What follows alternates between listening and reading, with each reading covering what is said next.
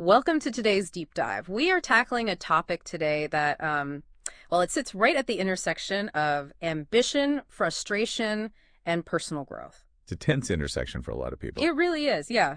Specifically, we are exploring the actual underlying mechanics of how we prepare for success, for new opportunities, or, just for that general increase we are constantly seeking in our lives. Right. And our source text today is a profound and I'd say highly strategic message attributed to Apostle John Wycliffe.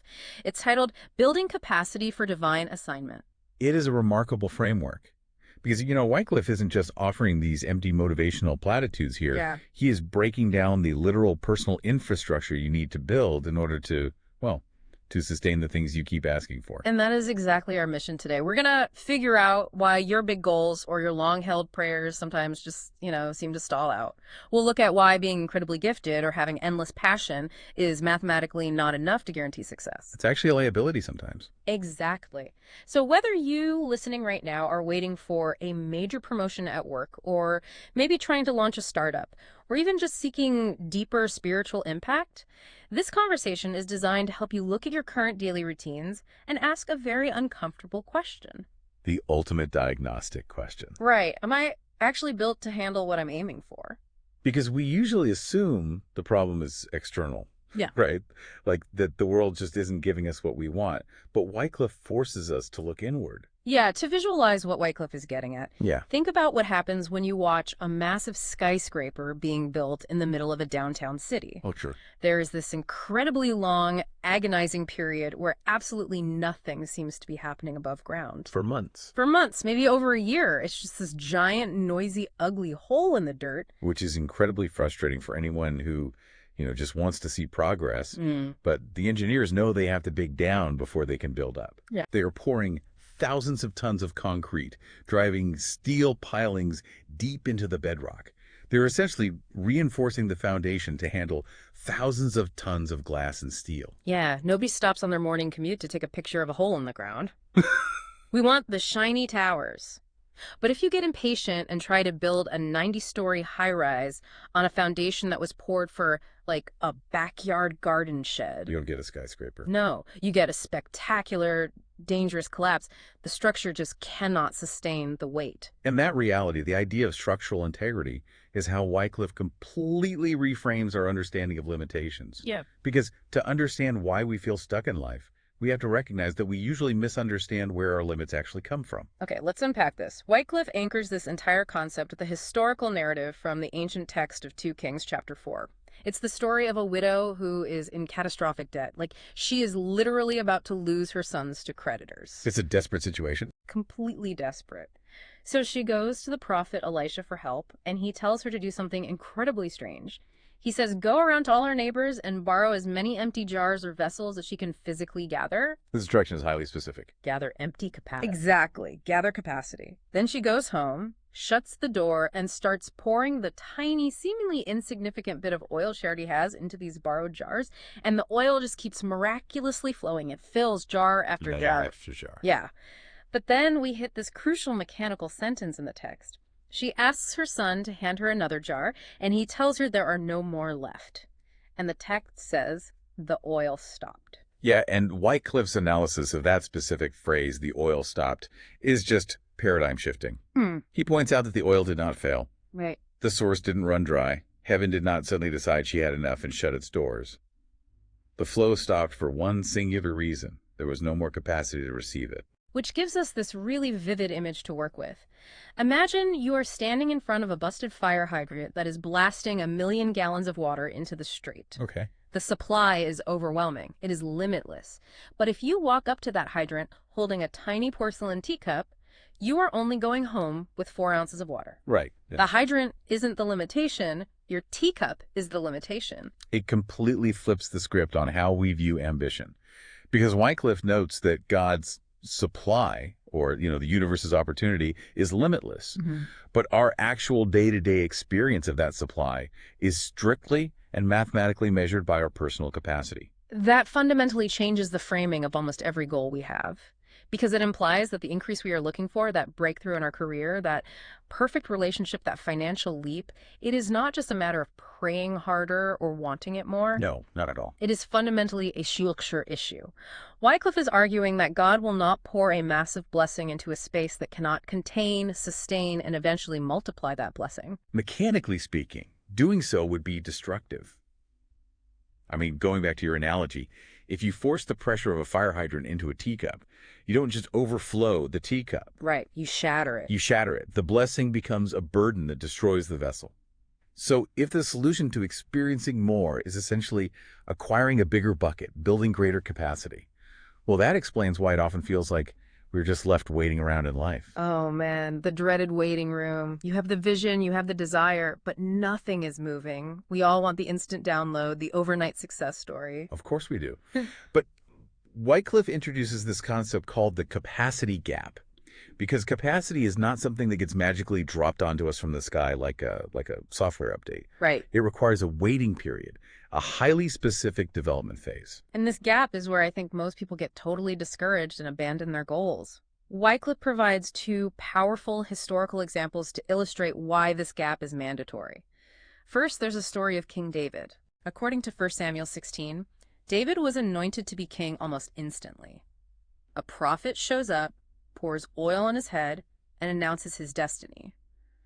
But he doesn't immediately march into the palace and sit on the throne. Not at all. He spends the next decade running for his life. Right. He's hiding in caves, being hunted by the current mad king Saul.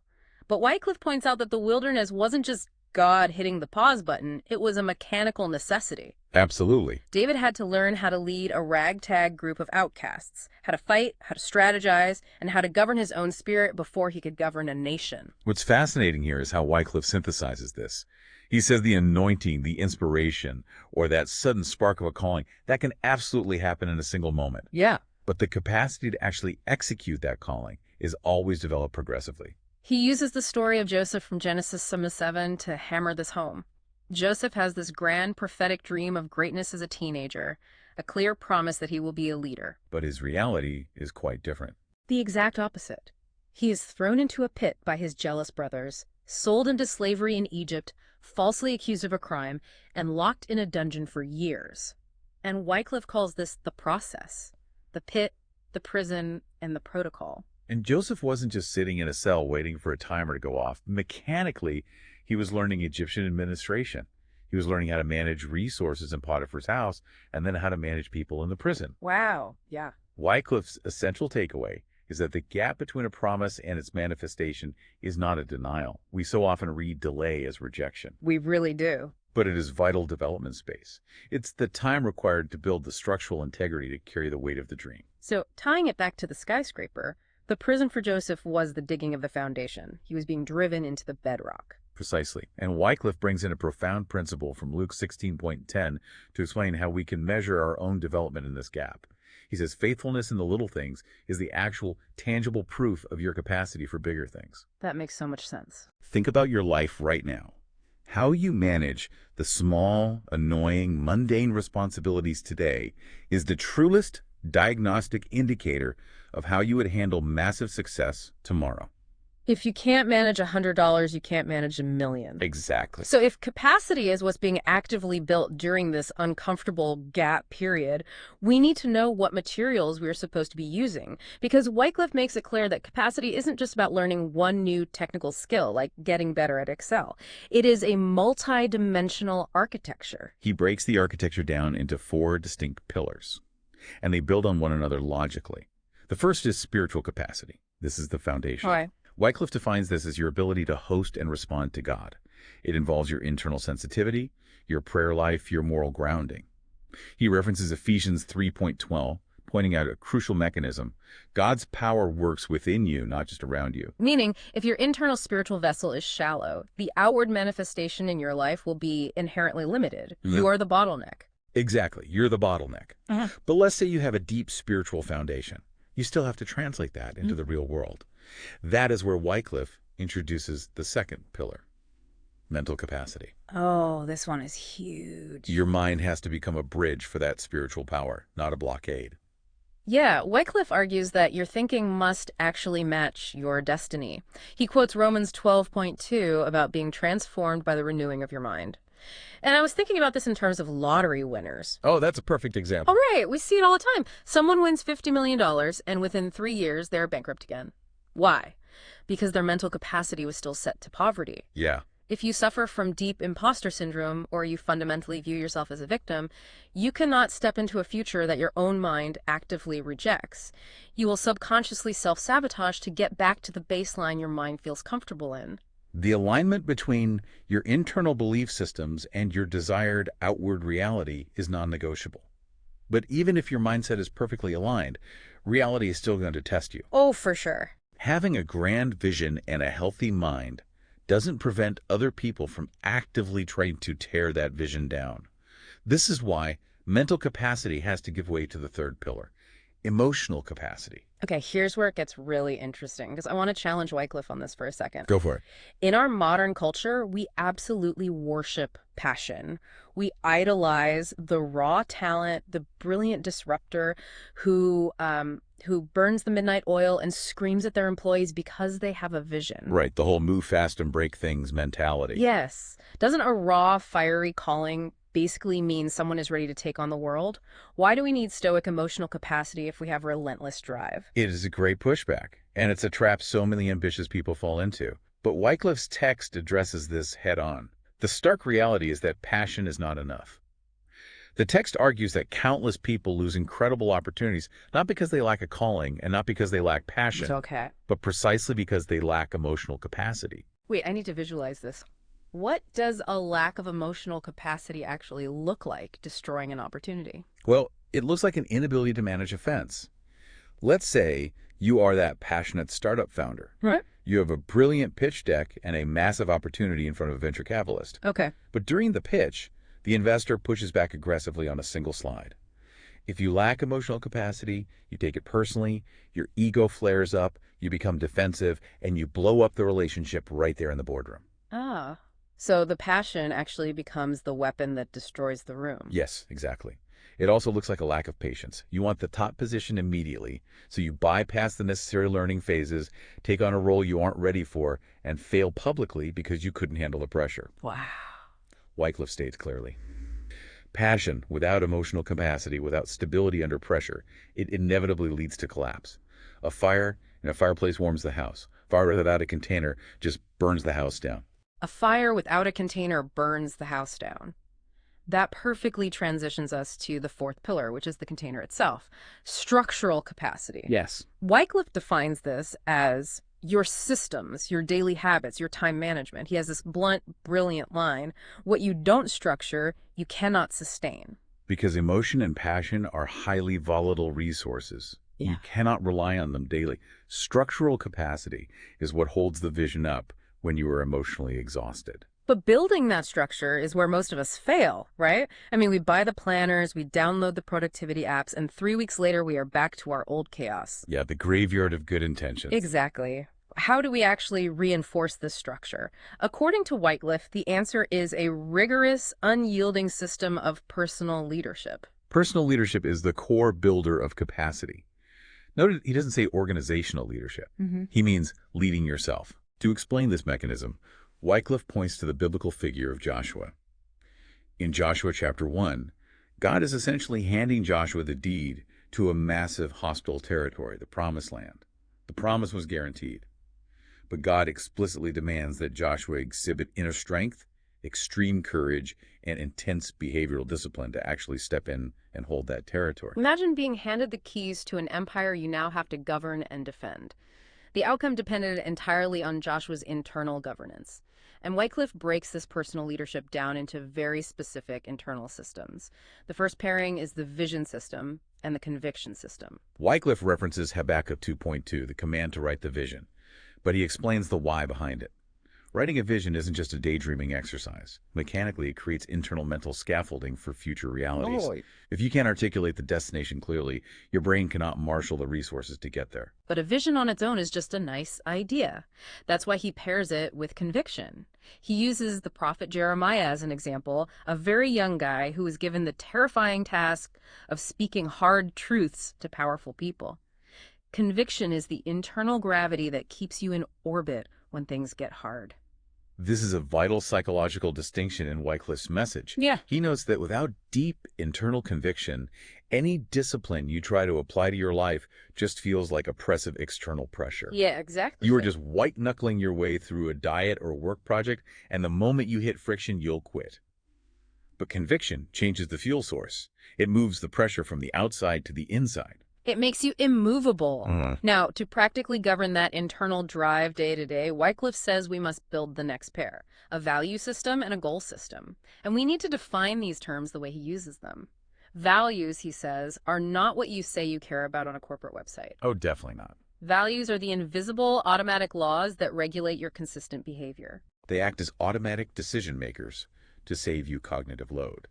If your vision requires you to become a master in your field, you have to make deep study a core value. So when your friends invite you out on a Tuesday night, you don't have to agonize over the decision. Your value system automatically declines the invitation because study is the law. I love that. And goals are how you measure the application of those values. Wycliffe defines a goal as simply a dream with a deadline. A dream with a deadline. I think this is brilliant because without deadlines, all that passionate energy we talked about earlier is just random, wasted motion. Goals force your grand destiny to break down into Tuesday afternoon tasks, which seamlessly brings us to his final two systems, growth and habits. Wycliffe is ruthless about the mechanics of growth. He says growth must be scheduled, it cannot be occasional or accidental. You cannot read one book on a flight once a year and assume you are expanding your capacity. You literally have to put it on your calendar. Tuesday at 6 a.m., expand mind. And then there are habits. Wycliffe references 1 Timothy 4.15, where the Apostle Paul tells young Timothy to give himself wholly to his practices so that everyone can see his progress. The psychological mechanism of a habit is that it reduces your reliance on motivation. If we connect this to the bigger picture, motivation is a terrible strategy for long-term success because it is a finite, highly unreliable resource. Yeah. It runs out the moment you are tired or stressed. But if you automate your life with small, consistent habits, they eventually bypass your feelings and become your identity. You don't have to convince yourself to brush your teeth, you just do it. Right. Wycliffe is saying capacity isn't built in those grand public moments on a stage. It is built in the unseen, deeply boring, highly automated routines of your daily life. Okay, I hear you. And it makes logical sense. Building these daily systems, scheduling growth, managing our emotional offenses, adhering to goals, it all sounds mathematically sound.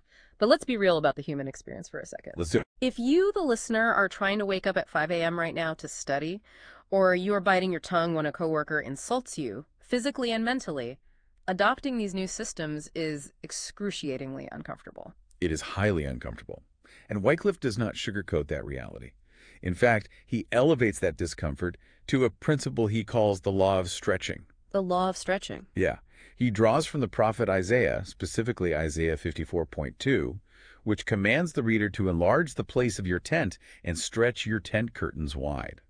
Wycliffe explains that every single new level of increase in your life requires a new identity and a new discipline. Meaning you literally cannot remain the exact same person you are right now and expect to carry more weight, more money, more influence, or more responsibility. Discomfort isn't a sign that you are doing something wrong. Discomfort is mandatory. Think about the literal mechanism of physical muscle growth. Hypertrophy requires the muscle fibers to be placed under heavy loads until they are stretched and slightly torn. Yeah, you have to break them down.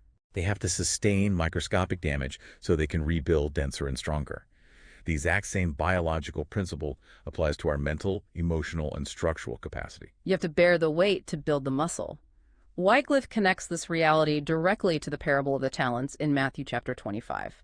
This is the famous story where a master is going on a journey and entrusts his wealth to 3 servants. He gives one servant 5 talents of money, another gets 2, and the last gets 1. And what is crucial to notice in that text is that the master does not distribute the wealth equally or randomly.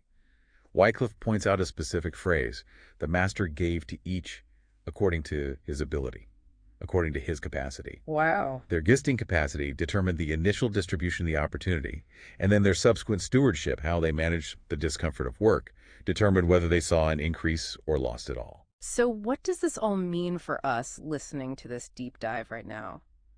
Wycliffe provides a kind of structural audit, a practical self-assessment. And I want to turn these questions directly to you, the listener. Think about the biggest goal you have on your vision board right now. Ask yourself honestly, can you actually sustain what you are praying for? Right, like if you were handed that massive promotion tomorrow, would your current emotional habits cause you to lash out and crash under the stress? Are you disciplined when absolutely no one is watching? Or do your habits only exist when you have an audience? Do your daily boring routines actually match the magnitude of the destiny you claim you are aiming for? They are bracing questions, but Wycliffe insists that radical honesty is the absolute gateway to building capacity. If you lie to yourself about your current structural readiness, you will remain forever trapped at your current level of flow. The oil will stop. To sum up the core of Apostle John Wycliffe's message, God is looking to raise up people who are not just gifted or charismatic or passionate. He's looking for people who are internally governed, people who are structurally sound and disciplined enough to carry heavy weight without collapsing under the pressure. The delay you are experiencing in your life right now is very often not a punishment. It is God preserving you. Yeah. He's keeping you from a blessing that you aren't structurally built for yet, a blessing that right now would crush you. Which fundamentally changes how we interact with adversity. It completely removes the victim mentality we naturally default to, and it replaces it with an active builder's mentality. Right. The waiting room becomes the weight room. The waiting room becomes the weight room. I love that. And I want to leave you with one final provocative thought to mull over as you go about the rest of your day. We've talked deeply about how our internal capacity dictates the external blessings we can receive, but think about the specific, immediate frustrations you are facing this week. Right. What if the annoying delays, the sudden setbacks, or even those incredibly irritating people you're dealing with at the office right now aren't actually obstacles getting in the way of your success? What if they are the exact custom-designed weights required to stretch your emotional and structural capacity for tomorrow? What if the delay you are fighting so hard against is the actual mechanical answer to your prayer for increase? You keep asking for the beautiful skyscraper, but you're angry that all you see in your life right now is dirt and concrete being poured. Don't curse the construction process. Let the foundation be dug deep so when the heights finally come, you have the capacity to stand tall and actually hold the weight.